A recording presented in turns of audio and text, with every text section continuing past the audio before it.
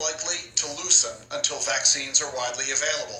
The CFO of JP Morgan said May and June will prove to have been the easy months in terms of this recovery. Now we're really hitting the moment of truth in the months ahead.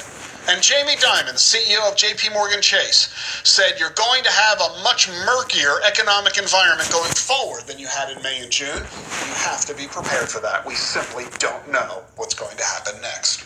The CEO of Wells Fargo, Charles Scharf, said, quote, "Our view of the length and severity of the economic downturn has deteriorated considerably." And it's not just bankers who are saying this. The CEO of Marriott said this week, quote, "I'm less optimistic today than I was 30 days ago." In fact, the American Hotel and Lodging Association says 8,000 hotels in the United States are going to close in September. Airlines, too, are suffering, as you know. $23 billion of combined losses this year. They got $25 billion in government aid, but that aid expires October 1. And American Airlines has warned its staff that if there isn't further aid, they might have to engage in 25,000 layoffs. United, 36,000, close to half of its U.S. employees. 17,000 have already left Delta. And here's the thing. There are no bad guys here. There's nobody criticizing or complaining about what Delta, United, American, or Marriott, or any other big business is doing. You know, normally when you hear news of a company layoff, everybody goes up in arms of these greedy corporate CEOs and a bad Wall Street behavior. That is not what's happening now. We get it. We understand that the very last thing these companies want to do is lay people off. But when there's no money, when there's no revenue, there's no money to pay people, there's no choice. They're struggling just as much as we are. I know a lot of these folks on Wall Street and in corporate America, and you won't be at all surprised to hear that they're anguished over this. The depths of this situation is not making anybody happy about it. And we all get that. When we see a CEO having to make the difficult decision to announce that layoffs may be coming, we're not angry at that CEO. We feel as badly as they do. And it's not just the big companies that are dealing with this. It's little ones, too.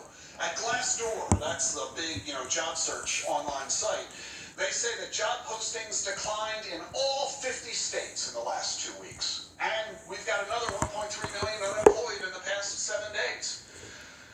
So we've got a lot going on. And it's not just you. That's the other aspect of this. It's not just you, but look at your broad family. You know what has hit a 15-year low? Occupancy in senior housing. Families are saying, I don't want my mom and dad in a nursing home, in an assisted living facility, in an adults-only community, because I don't know if they're going to be safe in that facility. So families are bringing their loved ones home.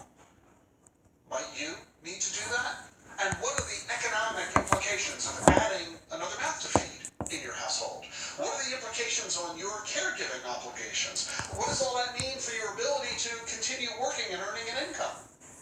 It means that a lot of Americans may be facing additional financial challenges, and those financial challenges could be leading to bankruptcy. The American Bankruptcy Institute notes that we've had a huge drop in bankruptcy filings because of those $600 a week checks, but as those checks go away, well, bankruptcy lawyers are gearing up for a wave of defaults. Everything from people can't pay their mortgages, they can't pay their credit card debts, or their student loan debts, or their automobile debts, and they're going to be seeking bankruptcy protection as a result of this.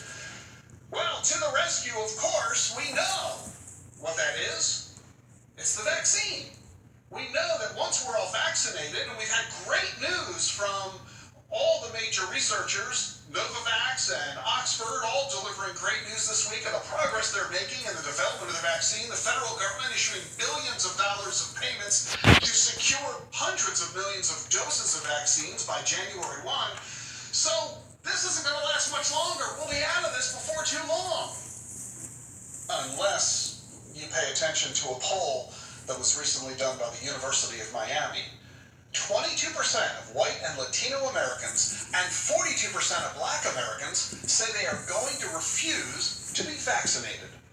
They say in these surveys that the vaccine is dangerous and unnecessary. There was a public meeting in Utah, you probably saw this on the news. This was a public meeting about mask policy for school children, and they had to adjourn the meeting when people without masks packed the room. So how do you have a meeting about masks with nobody wearing masks in the meeting? So is the vaccine going to come as quickly as we hope? And if it comes, when it comes, are people going to cooperate and agree to be inoculated? And if not, how much longer is this pandemic going to last? And are your personal finances ready to handle it?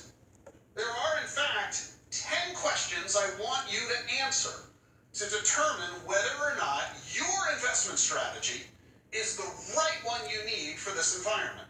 These are the 10 investing questions that matter today.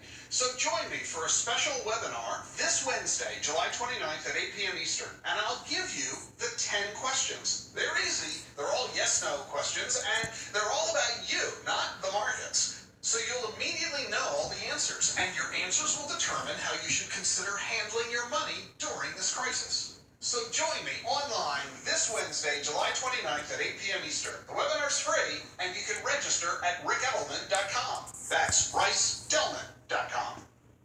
The views expressed on this program are not necessarily the views of this station. Content is for educational purposes only. Consult a financial advisor or conduct your own due diligence of investing. Calls are pre-screened and the show was pre-recorded earlier this week. Rick is with Edelman Financial Engines, a part of Financial Engines Advisors, LLC, and the investment advisor that furnishes this program. Barrett's Rice Financial Advisory Firms based on assets managed, team size, experience, and regulatory record. Firms self-nominate. Investment returns and experience are not considered. Advisors in the Hall of Fame have been at the top 100 for 10 plus years. Future performance is not guaranteed.